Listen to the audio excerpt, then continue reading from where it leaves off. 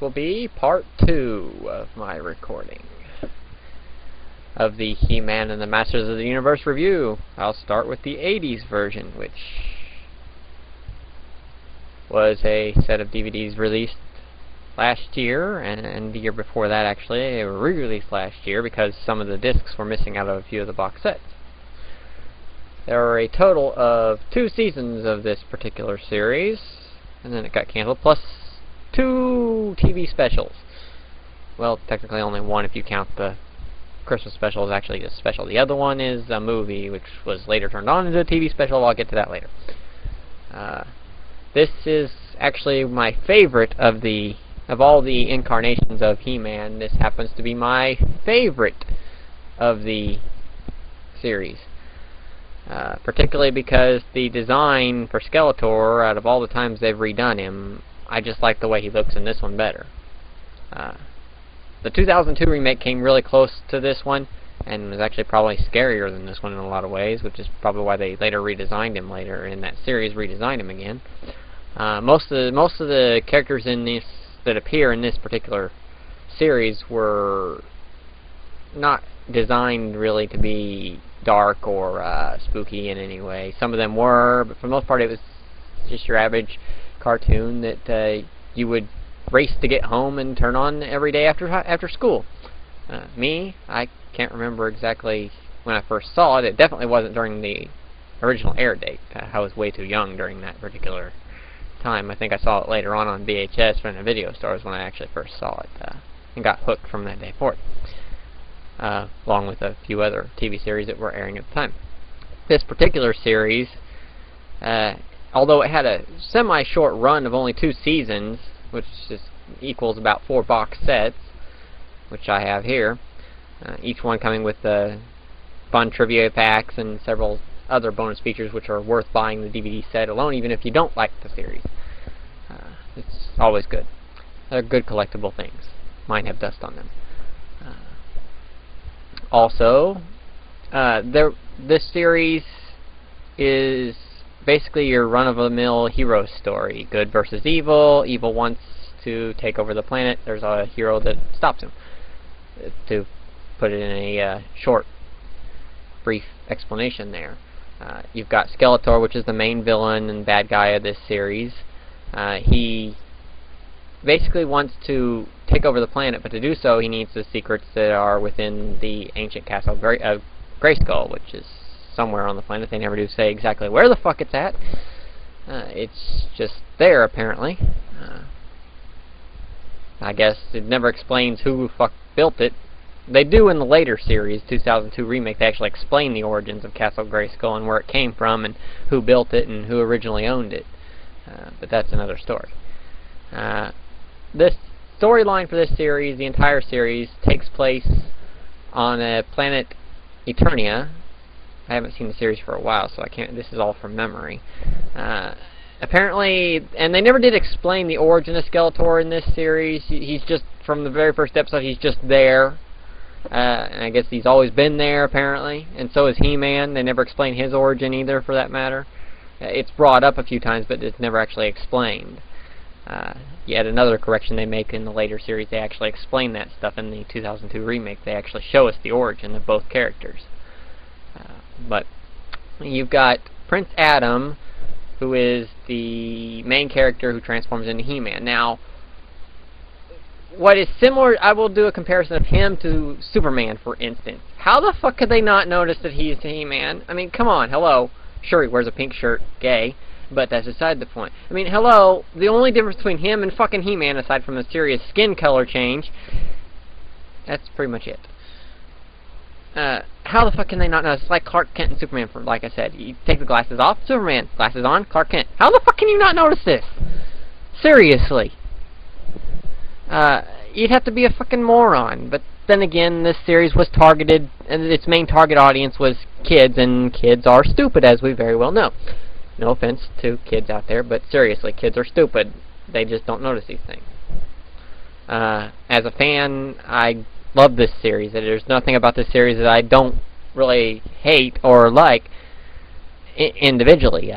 I like Skeletor, of course, I've mentioned. I like He-Man particularly. I love the sword and the transformation. While corny, I will admit, it had its ups and downs.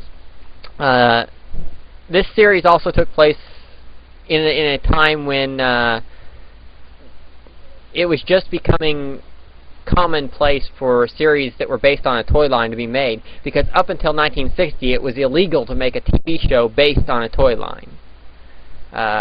Up until, I think they said Nixon became president or something, but up until that point it was illegal to make a TV show, particularly a cartoon, that was based on a toy line or a comic book or even a comic strip.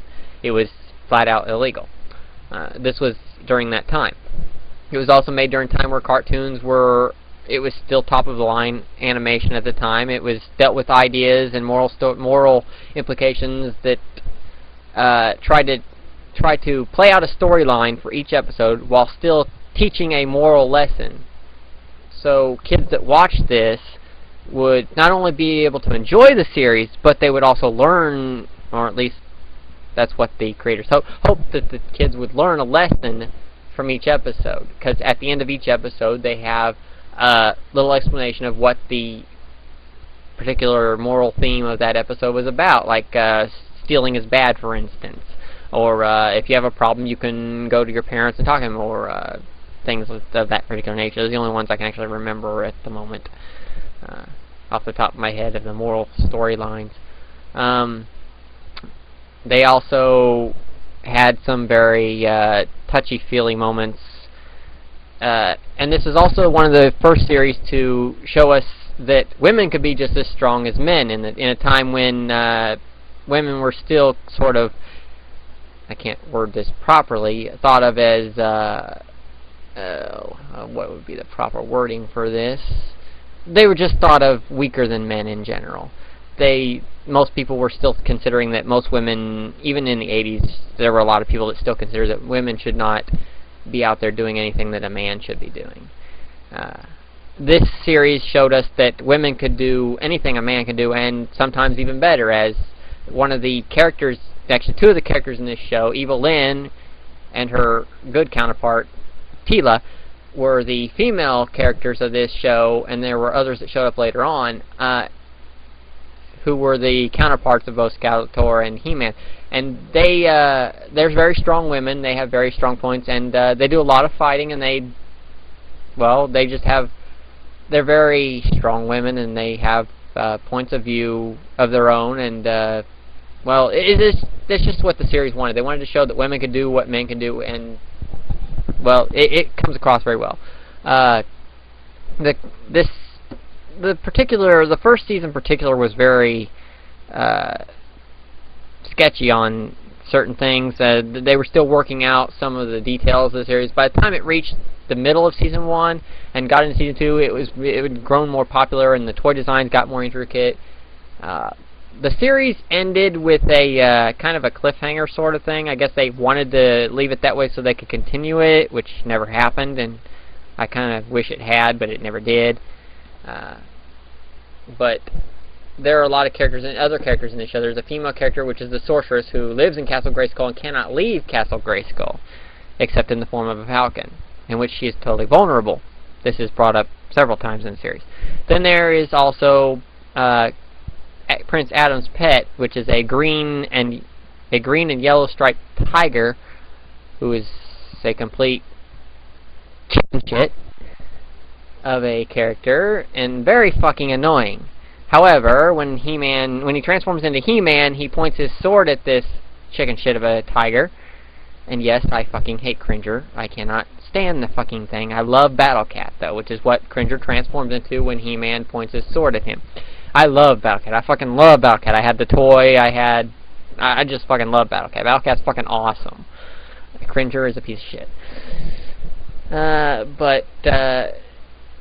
Yeah, and Skeletor also has his own, which is the equivalent of Battle Cat, which was this purple, and I don't know why they fucking colored him purple of all fucking colors. To color a fucking panther, they color him purple. Purple Panther, which they call him Panther. Totally original name. Yay. Yeah, right. Original my ass. I have more original names written on my ass. Anyway, the stories for each episode were very good, and none of them were really connected. That's something that some fans are noted, that a lot of the stories were connected to each other, whereas most of them had absolutely no connection to each other whatsoever. The series itself is really good to watch. I recommend it for anybody that grew up in the 80s, or even those that haven't, to go back and watch it. You can compare it to the newer ones if you want, but I have to give it a 5 out of 5. I mean, there's really nothing completely wrong with it as a series. Sure, it has its ups and downs, and the moral stories do kind of get annoying at times. But the special features on each DVD are worth watching. You get to learn more about how they created it in ways that I couldn't explain. The toys were really awesome for this series. I will say they're probably the best toy line ever created, considering originally it was supposed to be the toy line for Conan the Barbarian, and they changed it into something else, and it became He-Man, which is something most people don't know. Anyway, that will conclude this. There was a spin-off of this series called She-Ra, but that will be at the end of my review. Coming up next, I will do the series that came after this one, The New Adventures of He-Man. Oh boy, that's going to give me a fucking headache. I really hate that series so badly. I had to actually go and watch it because I'd never heard of it. I actually had to go and sit through all 20-something episodes. It didn't even get a full season before it got canceled. That's how bad it was. But that concludes this review of He-Man and the Masters of the Universe. The live-action movie adaptation of this that it got completely wrong. I kind of agree with the critic on this one. It should have been named He-Man and the Raiders of the Kentucky Fried Chicken! Seriously. They completely fucked He-Man up in that movie. But I'll get to that when I review the movie. For now, that concludes this part of the review for Part 2. Look forward to Part 3 as soon as I can figure out what to say and what to do. Maybe tonight, maybe a week from now. Thank you.